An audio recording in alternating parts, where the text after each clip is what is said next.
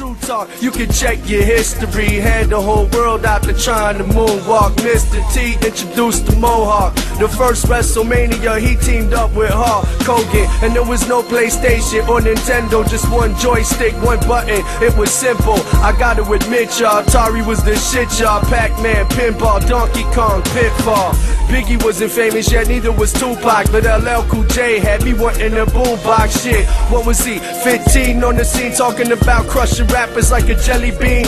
Def Jam turned that man into a machine. Chicago Cubs always lost, but I stay true to my team. In 85 when the Bears played, shit hit the fan. Walter Payton, Willie Gault, Jim McMahon. I guess you had to be there to know the feeling of watching the quarterback get sacked by Otis Wilson. Remember William the Refrigerator Perry, Gary Fensick and Mike Singletary. Damn, time flew by so quick that it's scary. And I think that's why I feel it's so necessary to bang these rhymes out and just go forward. The city of Chicago shows off its Graffiti Blasters and proposes tougher new fines for taggers. That got us thinking. The city already has lots of graffiti laws on the books, but are they doing any good? CBS 2's Vince Gerasoli went looking for answers. The idea is prime visibility. Yes. These guys want their stuff seen from Milwaukee Avenue. They want it seen from the train overhead as people are going to work. Steve Jensen points to tags marking his Bucktown neighborhood just about everywhere you look as proof graffiti is on the rise. It's horrendous. Pops up every day. City blasters swoop in to wash away the marks, but then... Of course, that's a clean slate, and it'll be tagged in a week. No one likes graffiti. 25 city graffiti blaster crews work on a grid system, hitting each ward roughly once every 10 days to wash away the rising number of tags. From 2012 to 2013, graffiti removal requests jumped from 110,000 to roughly 137,000. The blasters kept pace. As a further deterrent, the city now wants to double fines to $2,500 and hold parents accountable for minors caught tagging. Does that really make a difference to some kid with a spray can of paint? Well, once they start getting caught and have to pay for it, we're hoping that it will. Separately, in April, the CTA started going after the families of minors caught tagging stations and trains. They filed just 4 lawsuits to date. Community activists like Jensen say these efforts should have come sooner. Do you think the city's doing enough to get rid of it? No, I think the city is a few years too late. They're behind the ball on this. Now, already this past year, the city added $1 million to its Graffiti Blasters budget. The higher fines to be proposed Wednesday at City Council are next step. You know, we reached out on social media to find out what you thought of higher fines for those caught tagging. We've got some of the answers now. Jim told us on Facebook, how about eliminating the fines and instead make them paint the walls? Okay, and also from Facebook, Steve Coyne says, so who's going to pay these fines? The young punks that did the graffiti? Good luck with that.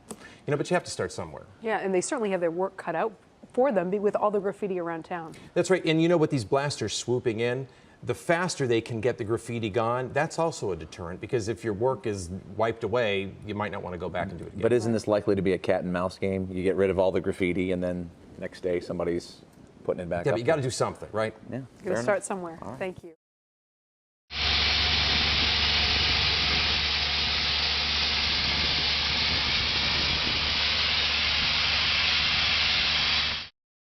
Chicago Expressway, ride on a train, you can't help but notice the omnipresence of graffiti. Yeah, city crews say no sooner do they remove it, the street artists, they come back and they do it again.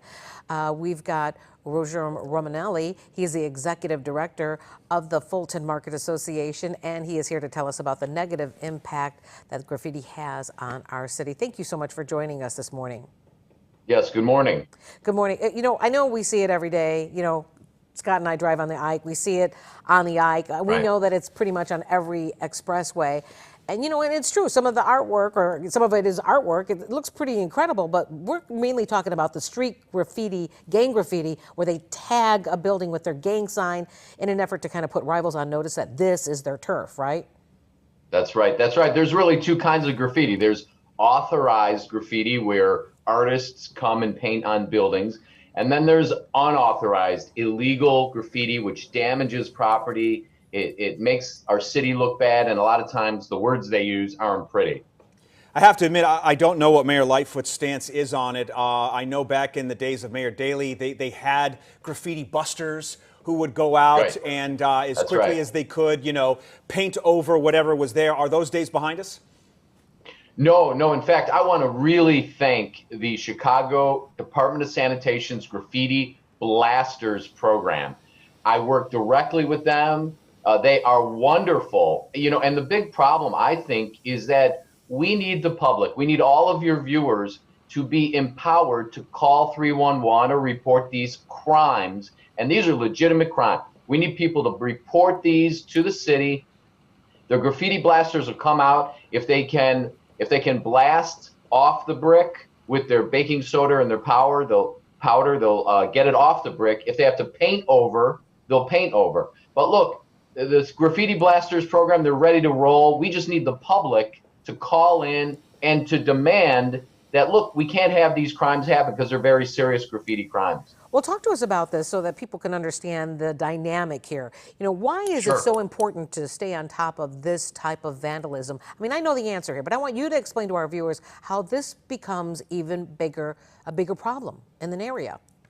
I really thank you, and I hope your viewers listen to this. Look, imagine you have a building that has a brick surface, and if it's brick, common in Chicago, either red or white brick, if someone puts graffiti, gang graffiti or tag graffiti on your brick, the chances are that brick could be ruined forever. That graffiti gets into the brick material and it's very hard to erase.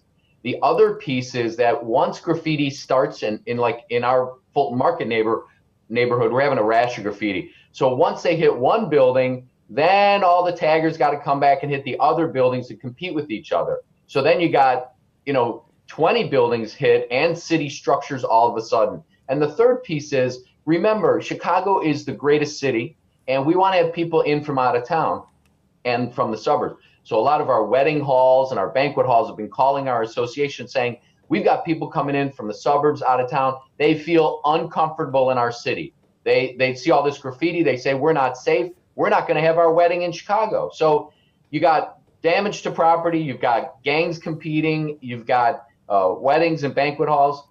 Graffiti, if it's authorized, great. If it's unauthorized, it's a dangerous crime that could permanently scar a building. I'm glad you mentioned authorized real quick because we're out of time. We're not talking about, this is a culturally diverse city as well. We're not talking about covering up some of the beautiful murals that we have out there. Yeah, absolutely. The murals are beautiful when they're authorized. And the last point of all this is we ask every property owner to install cameras and lights on their buildings. That's the #1 deterrent to graffiti. If they have a problem, we can catch them as well. If there's a pattern, we can catch them. But we need the public to call in and be vigilant. Graffiti, unauthorized, is a serious crime. All right, Roger Romanelli, he's the executive director of the Fulton Market Association. Good stuff this morning. Thanks. Thank you very much. Have a great day.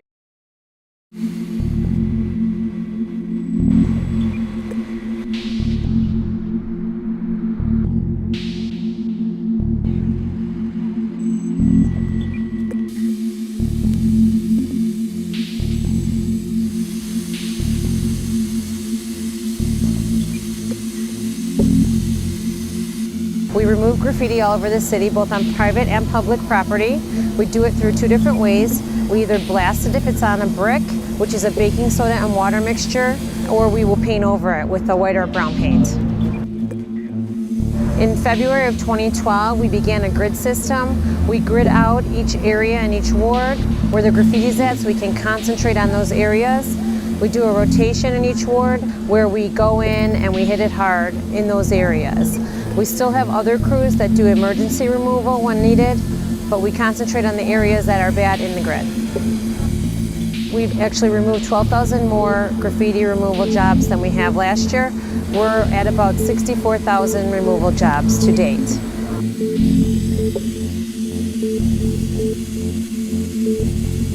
Mayor Emanuel and the graffiti program has 0 tolerance. We don't like graffiti. Graffiti is extremely detrimental to a community, whether it be gang or tagging. It's bad for business, it's bad for the residents. As soon as we see it, we like to get it down so that it doesn't spread. There are several different ways that you can report graffiti. You can call 311, you can call your alderman's office, or you can go online, and then we'll take care of it.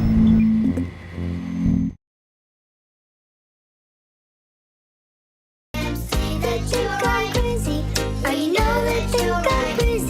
know how I wish I could make them see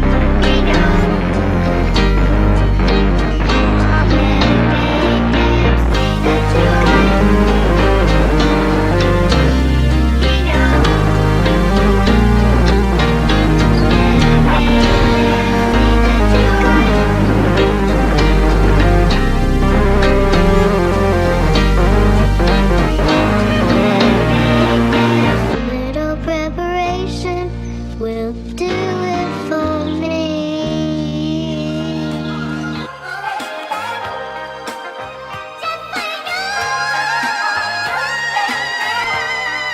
¿Qué onda, chino?